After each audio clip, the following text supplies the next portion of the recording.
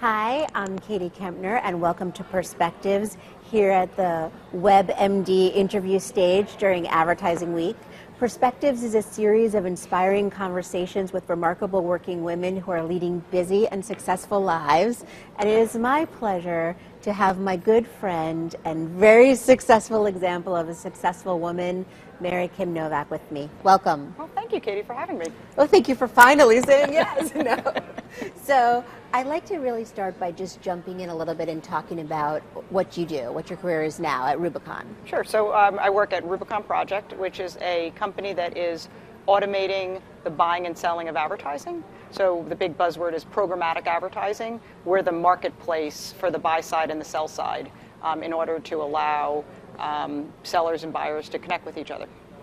And I talked with Greg earlier today. Yes, exactly, our president. So we were able to talk about all the work side of Rubicon. But I really want to talk about your career because you have had quite a remarkable career. And through it all, you've also, you're married to an amazing man and have beautiful kids. And you're one of a person that when people say like, oh, it looks like she can do it all, and I want to talk about the sort of the myth of that. But can you just take us through a little bit your life and your career? Sure, absolutely. So I think that the important thing about my career is that I did what felt right to me at every stage I took. So I didn't take a normal path. So I didn't stay in marketing my whole life, even though I'm a CMO now of Rubicon Project, or I was in research in the beginning of my career. I was in the ad business. I was in the ad tech business. So I think what's important is that I followed my gut on what I really felt would be a great opportunity at the time. And it wasn't about the company I worked for.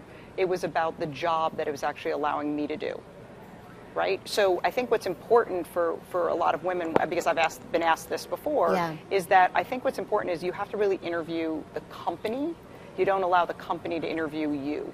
I think is kind of an advice I kind of give a lot of people. And what that means is that what I learned a long time ago is that what I'm great at is evangelizing something new. Right? So whether it was talking about the internet when the internet first started, or whether it was about evangelizing the ad unit that's in Xbox, it was always evangelizing a new technology. And so that is what I knew was what I was great at, right? I could get people excited about it, whether it was from a marketing perspective, whether it was from a research perspective. So I went and found companies that did what I wanted versus worrying about kind of climbing the corporate ladder through titles or responsibilities. And that's why my career is such a different career than most people kind of have seen, because I haven't gone the road most traveled. But you bring up something so important that I think a lot of women, well, people in general, don't spend enough time doing, which is figuring out what they're good at and also figuring out what they like. People think, oh, well, if I do this, I should be able to do this, or I'm going for a job and I don't really love that, but I should just do it anyway. And you're really, of course, there's probably things in every job that people don't love, but to be self-aware enough to say, like, this is what I know how to do well, and also this is what I like to do well, is very important. The way I look at it is we always talk about this work-life balance. For me, it's not worth leaving my family and especially my children or my husband and missing certain things in there if I'm not really loving what I'm going to do. So work has to be as enjoyable for me as home, and so that way it's not a either or situation. It's both, and then it's constantly then kind of working through which is most important at that moment, right? And so happiness is I just think is really important. I think people forget about happiness a lot of times, and they worry about all the things that a high-paying job or a high title or the right company name gives you, and sometimes that ends up being not actually the best thing for that individual at that point in their career. I don't think anybody does it fully correctly. I think I've gotten better at it because I've learned how to do it over the years. But I think it's really important to ask the right questions when you're entering certain companies to make sure that you can do what the way you want to do it in order to be happy. Well, I love that you said work-life balance, because that is sort of what everything perspective stemmed out of. Right. and some people hate that. I say work-life balance and no balance, but I think whatever you like to call it, the thing to me that has been most perplexing, and to a lot of women, I think, as my children have grown up, and I know this isn't only for women with children, but for me, that's been the big factor, is how to build a life where I'm professionally fulfilled and personally fulfilled. And I think you really have figured out, probably not every minute, but a good way to do that, or a good balance. And is there anything, you talk about obviously loving what you do, but any sort of more practical tips that have helped you? Sure, and I think this is important. I think that there's we get a lot of slack on saying, well, this woman's work-life balance and it shouldn't be a female issue. Yeah. I honestly think I think everybody needs a work-life balance. So I don't actually see it as a woman's issue, and I just need to bring that up because I think, if you're completely single and you just have hobbies, you should be able to have a balance between, you're a cyclist, you're a swimmer, you're a cook. Like, you should be able to go take cooking classes. You should go take painting classes. Like, it doesn't matter that children become what I'm balancing or a husband is. So when I talk about work-life balance to anybody on my team, older or younger, it's more about you have to be complete as a person. And whatever those traces are, whether you have a partner in your life, whether you have, children in your life, it doesn't matter. So this isn't a female issue. Right. I think people, if you work too hard, you lose perspective, right? If you don't work hard enough, you lose perspective in another way. So it's the balance is that idea of we can't all be staying home. You have to make money at some point. Someone has to make money at some point. So that's when I talk about a balance. So I don't think it's just a female balance, but I am in that situation of having a family. And I think, where I've made my choices is, really kind of starts right in the beginning. Like, I married a man who absolutely is comfortable with both of us working.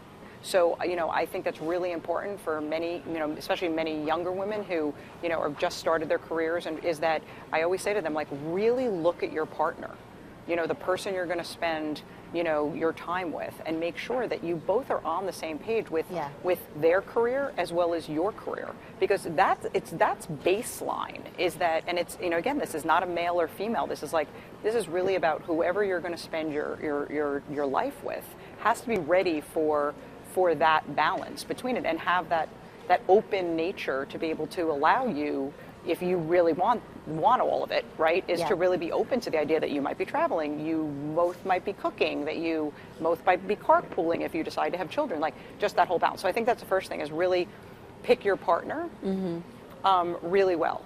And then the second thing is ask for help. And you hear this more and more, but it's really true. You can't do it all. Yeah. Right? I mean, we've talked about this many times. You can't do it all. And certain times, that means you can't be in the office for every single meeting. That means you can't be at every soccer game or, whatever it is. And you can't beat yourself up on it. You need to ask for help and make sure that you miss the things that you feel you can miss and not be too hard on yourself. And at the same time, you're there and you know that you can be at what you need to be at. So I think, again, I think for me it's pick the right partner and don't believe you can do everything. And and don't beat yourself over when you can't do everything. And I like that point probably. All of those are so important, because I think women especially, and you're right, all these topics that we're talking about really have to do with men and women, and I've chosen just to focus on absolutely. But I think one of the things I've always admired so much with you is that you're very confident and that you're sure in your choices, or you appear to be. And I think not beating yourself up and saying to yourself, okay, I can't do all this, is really important to a person's happiness. And you've seemed to have been able to figure that out. So my last question, just to where I like to end, is if you have one piece of advice, and you've already given us some great stuff, for someone who's starting out or somewhere in their career that has helped guide you through your career and your life, what would it be? I think the most important thing is to really believe in yourself. And I don't mean believe in yourself in the sense of who you are at the moment that you're 20 or 21 or you're starting. Like, think bigger and really listen to yourself. Like, who do you want to be, and follow that. Because if you really follow that, I really want to be happy. I want to be happy over that. I want to be successful. I want to be happy more than I want to retire early. I just want to be happy. Like, life is too short. And that's what I'm following, right? And so if you really find what makes you happy and you can, or what you want out of life, then everything else kind of falls into place, career-wise as well as family-wise. And I think don't separate them. Yeah, that's if I can throw in that last, don't separate it, because to whatever that guide is will then bring you to that point. That's fantastic advice. Thank you. Thank you, Katie, for having me. Take care. And thank you.